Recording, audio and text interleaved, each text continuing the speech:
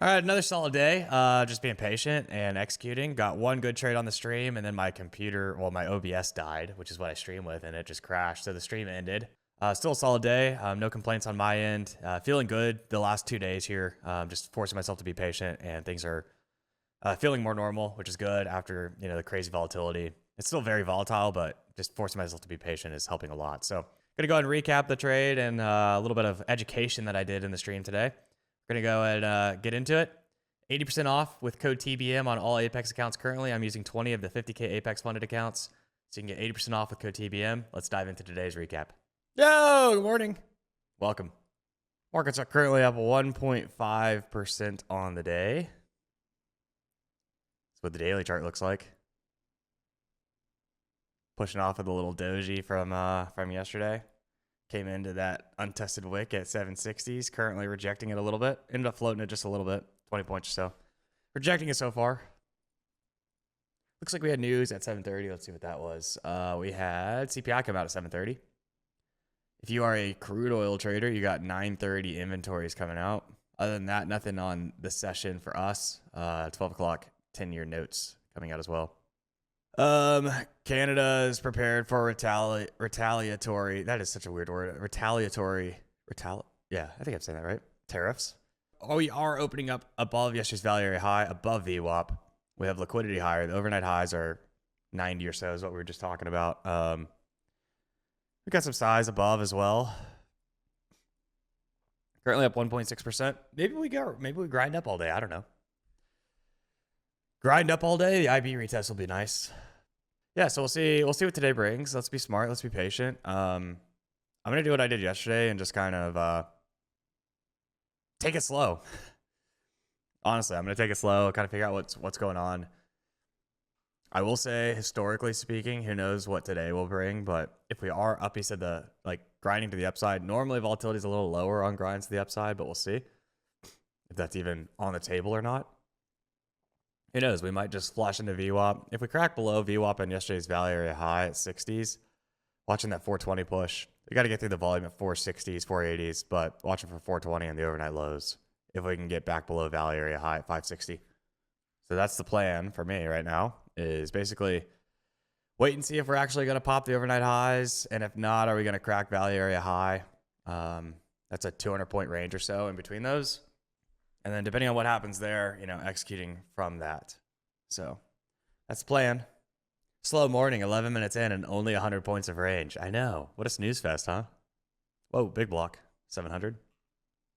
Coming into VWAP shortly. 610, interesting. VWAP, interesting if we sweep it. Yesterday's IB right here as well. It would look something like this. Hoping for giving it a quick little shot if I get filled. Instead, we just tap it to the tick. See if we give it a little sweep here. 615 trades. I missed it by 2 points. Well, good little sweep through VWAP and pushing back above now.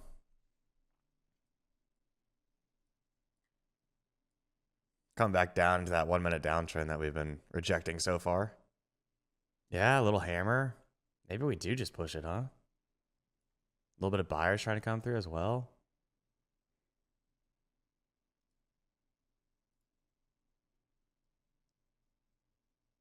God, even that's 20 points. That's crazy. See how the buyers react here. I don't think I'm going to get the fill. I'll take it off if we push through VWAP, which we're doing right now. The movement is there. It's just hard to get in on these moves. Not much of pullbacks, and everything's just kind of pushing straight, huh?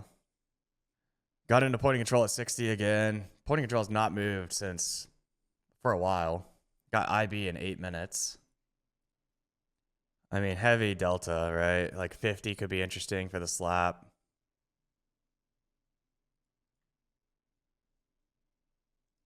Would be like here.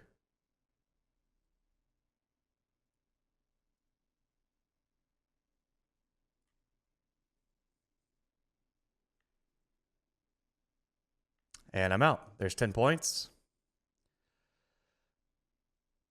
50 psych level. I ended up at 53. Nice little hammer looking candle after a decent push. Funny thing is, like, this push top to bottom was still 80 points. Hammer comes in, retraces it a little bit, just shy of point of control, 50 psych level. I get in. With Delta staying heavy, it's an instant 10-pointer. Now it's lit. I gotta figure out how to make that a little louder. All right. Dad joke time. GG's chat. All right, Wednesday, March 12th. Today. Because we're caught up. Let's go. And it's VWAP chop. IB is set, by the way. All right, Wednesday, March 12th. Doctor, I think your DNA is backwards. Or doctor says, I think your DNA is backwards. Me? And...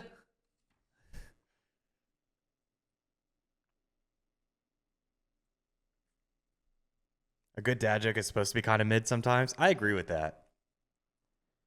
It's supposed to be so, like... I think a good dad joke is one of those ones that just makes your eyes roll. Oh my God. That is a good dad joke. IB is 35 points higher. IBL. Question is, do we retrace 75 or 80? Hey, Matt, about a month ago, you gave away some 50K accounts on stream, and I got one. I just got it funded a few days ago. Appreciate it. GG's, dude. Congrats. I love it when people actually take those free accounts and get them funded. It's pretty badass. Now there's a wick test of 600. Yes, an official one. We got to get through IB, though, to get there. It's a decent amount of a retrace to get there.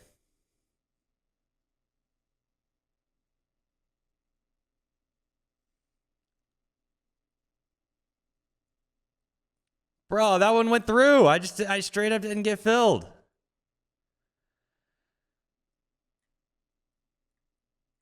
Moment of freaking silence. Sim trading in a nutshell. Yeah, I mean, honestly, I mean, these PA accounts are on a simulated server, so part of it. It's got a trade there. Why though? The way the matching engine works there is, you know, I don't know specifically how their matching engine actually works. I just know how we have the matching engine working on Tradester for Sim. Would be if it trades above a tick on the price, then you get filled. So in theory, I think that's how most Sim servers are. So I should have gotten filled there, but maybe they have it in some capacity by orders on the book, and there wasn't enough that traded through or something based off where I was. I have no idea. Literally no clue. All right. You have the CME, right? You have Denali, CQG. You have I don't know, DX feed. And these are all going to customers, right? So you, the customer, can kind of pick which data feed that you're ingesting. And all of these are ingesting from the CME. All right, so Denali is ingesting from the CME. DX feed is ingesting from the CME. CQG is ingesting from the CME. They're aggregating CME data, which is centralized, right? That's why we have a centralized DOM. And then they parse it out to, you know, a data provider can pay, I think it's like 250 grand a year or whatever, give or take, plus some extras, to then be able to sell it to a user, right? Denali sells their data, CQG sells their data, DXFeed sells their data, right? And so these are data providers. Go to CME. You also have order routing, right? Which at the end of the day all goes to FCMs, futures commission merchant, and they are responsible for matching orders. They go back to the CME, right? And order routing could have, let's see, we'd have Teton, for instance, with Sierra. You have Rhythmic, which Rhythmic is also a data feed as well. So this is why people talk about, like, for instance, with Tradester, we are using Rhythmic routing so that we can connect to props and stuff like that. We are not using Rhythmic data because we don't like their data source. So we do not like, I personally do not like Rhythmic data. I use Denali data, right, with Sierra chart currently. But for routing, I'm using Rhythmic routing currently, even though I'm using Denali data, right? So these would be for lives, right? Live account, meaning you put money into your brokerage and you're trading that money. There's also SIM, also called like paper trading, or when you're in evaluation, you're going through a SIM account, or when you are in, whether you're in like the first step of like Top Steps accounts, or you're in PA accounts with Apex, or My Funded Futures has it also. So you have like sim funded is what they call it nowadays, but simulated accounts are just not live accounts, meaning you didn't put any money in for it. And that still uses the same principle of like these different routing options, but there's less of them. So you'd have like Trade / NinjaTrader, right? Which also is an FCM. And you have Rhythmic again. And then you have like some platform specific ones like TopStepX has a sim environment, etc. Right? So these are what makes up trading as a whole.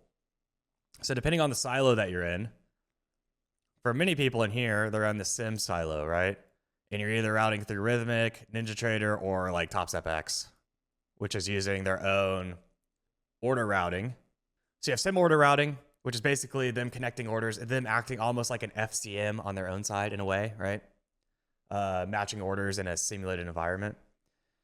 Then when you're in a live account, you have to go through an FCM, usually done through an IB, like Edge Clear, for instance. That's what I use. And the IB is the one that negotiates commissions to the FCM, and the FCM is the one that connects to the order routing then through Teton or Rhythmic or whatever. And no matter what, you need data. So these are two different separate options, right? Depending on kind of the route that you're going. And most of these things you actually don't even need. Most of these things you don't, like, you're not going to be the one figuring out. Like, the prop firm will figure it out for you. Or it'll be trading platform specific. Or if you're in a live account, then you go to your IB and they kind of help you figure it out, right? But at the end of the day, you always need data. You have to buy data, and it's always third-party data. Even if it's like Sierra, Denali is like third-party data through Sierra, basically. And you need data. How the hell is there not someone doing all in? Seems like a middleman for no reason. Well, part of that is for redundancy. So there is a couple of examples of really bad risk management. MFF Global, I believe is what it was called, is a great example from like 2012. They were an FCM that was trying to do too much, and they didn't have their risk in check, and they essentially collapsed due to some bad leverage on trades and bad market conditions, and they lost like $100 million in a day or something like that. So people's accounts got wiped out. So there is different levels to the madness, so that there is some redundancy. Also, so that there is fair market, and so that there is the best option that you want. That being said, I think Trade8 NinjaTrader is the closest one currently to having an all-in-one solution, because they are an FCM, they have an IB, an FCM, they have NinjaTrader, Trade8 platforms. Their data, I believe they're getting into their own data. And then they have the order routing side as well. So that would be like the most common all-in-one solution. But if you're using like Quantower, Sierra Chart, Tradester in the future, MotiveWave, things like that, you're going to need to get an FCM for live accounts or go through an IB or whatever. And all of those accounts, all those platforms will still allow you to probably pick multiple different types of data, because people have preferences on data. Yeah, there you go. That's like a very general, very high level, very, very high level overview of all of this. But it's very important for you to understand kind of what's going on. You seem to just have way less choices for props. Yeah, and that's basically because the industry is old, man. I mean, props, like online props or retail props or whatever, are all pretty new in a very old industry, right? And startup costs are not cheap in kind of reinventing the wheel on some of these things, which is why you have, everybody's still using Rhythmic, because Rhythmic connects to everything. It's been around for forever, and they have somewhat of the same technology.